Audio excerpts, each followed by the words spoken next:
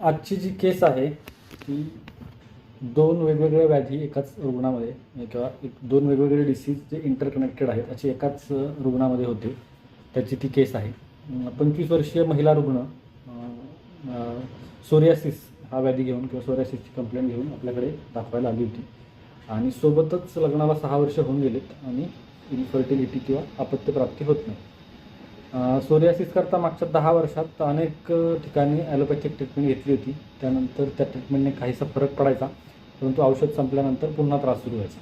2 वर्षांपूर्वी सेम पेशंटने आयुर्वेदिक वैद्यांकडे ट्रीटमेंट घेतलेली सोरियासिस करता आणि त्यानंतर चांगला फरक पडलेला आणि 2 वर्ष कसलाही त्रास सोरियासिसचा नव्हता.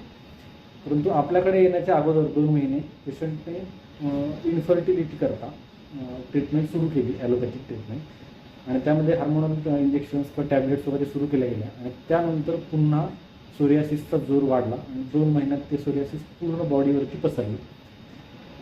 तर त्याचं जे आयुर्वेदिक निदान आपण केलं होतं ते कफाधिक किंवा कफवातच कुष्ठ असं केलं होतं आणि 2 वर्ष कंट्रोलमध्ये असणारा सोरियासिस जो आहे तो लगेच ॲलोपॅथिक ट्रीटमेंट जी घेतली गेली फॉर इन्फर्टिलिटी त्यानंतर लगेच वाढला.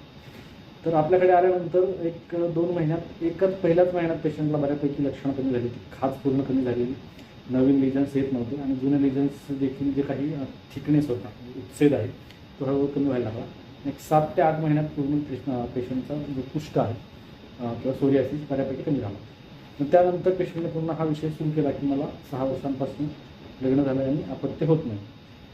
सो ऑलरेडी कुष्ठाच्या ट्रीटमेंटमध्ये बऱ्यापैकी दोषांचं शमन जे आहे ते केलं गेलेलं होतं आणि नित्यविरजन आणि दोषांचं शोधन देखील चालू होतं.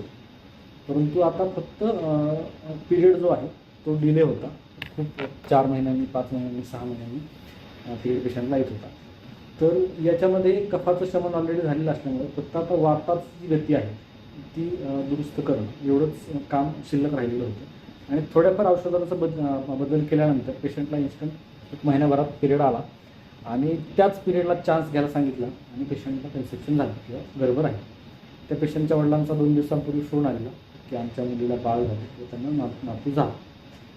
तर एकंदरीत ह्या केसमध्ये 2 जे व्याधी होते, इन्फर्टिलिटी किंवा वंध्यत्व आणि कुष्ठ, हे 2 व्याधी एकसोबतच शरीरामध्ये होते आणि दोघांची संप्राप्ती ही एकमेकांना ओव्हरलॅप करणारी होती. सो एका व्याधीची ट्रीटमेंट जेव्हा कुष्ठाची चालू होती तेव्हा आपोआपच इन्फर्टिलिटी करता जे काम करायचं होतं ते आपोआप होत गेलं आणि नंतर थोडीफार वातगण किंवा वातशमन औषधं अनुलोम औषधं वापरल्यानंतर पेशंटला कन्सेप्शन राहील. तर तसं मोरल ऑफ द स्टोरी हे आहे की आयुर्वेदामध्ये जेव्हा वैद्य एखादा व्याधी ट्रीट करतो तेव्हा फक्त व्याधीला ट्रीट करत नाही किंवा फक्त ड्रग अँड डिसीज किंवा ह्या आजाराचं हे औषध अशा पद्धतीने काम चालत नाही.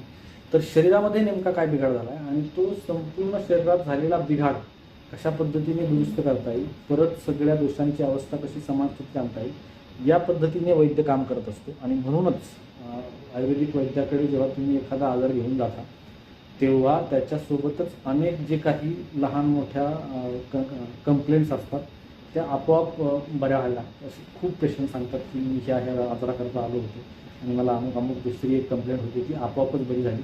त्याच्या मागचं कारणच हे आहे की जेव्हा आयुर्वेदिक वैद्य तुम्हाला औषध देतो तेव्हा त्यामागे शरीराचाच जो समतोल बिघडलेला आहे तो जागेवरती आणणं हा असतो. आता ह्यामध्ये वैद्यांकरता किंवा स्टुडंटकरता जे इम्पॉर्टंट किंवा महत्त्वाची गोष्ट या केसमध्ये काय औषधांनी उत्तम काम केलं, तर रसमाणिक्य याच्यामध्ये की आहे, कफवातच कुष्ठामध्ये उत्तम काम करणारं औषध.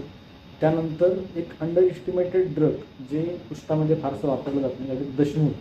परंतु दशमूलागटाच्या फलश्रुतीमध्ये देखील आपल्याला कुष्ठ सापडतो आणि वाग्भटाच्या कुष्ठचिकित्सेत वातच कुष्ठातील पहिला कल्प दशमूळाने सुरू होतो. दशमूळादी घृत वगैरे आहे ते, त्यामुळे ह्या केसेसमध्ये दशमूळाचा चांगला वापर झाला.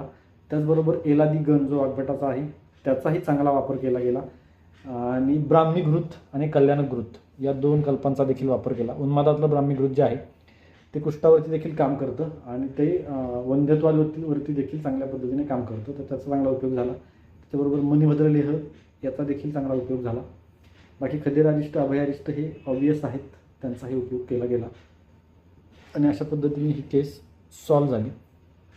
आता ती पेशंट सोरियासिसपासून पण मुक्त आहे आणि इन्फर्टिलिटीचा सुद्धा प्रॉब्लेम सॉल्व्ह झाला, तिला बाळ झालेला आहे. थँक्यू. परत भेटूया पुन्हा नवीन एका केससोबत.